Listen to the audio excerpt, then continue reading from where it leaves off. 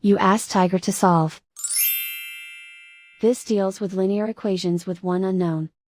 The final result is a equals 7. Let's solve it step by step. Simplify the expression. Group like terms. Simplify the arithmetic.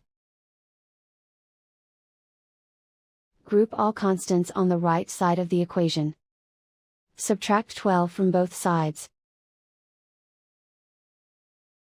Simplify the arithmetic.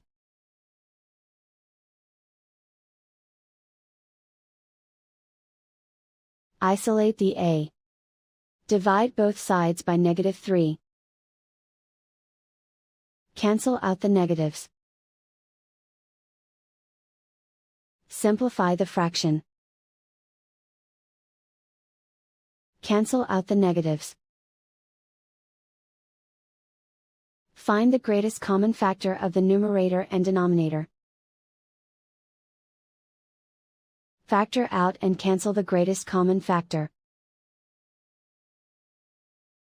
And so the final result is a equals 7.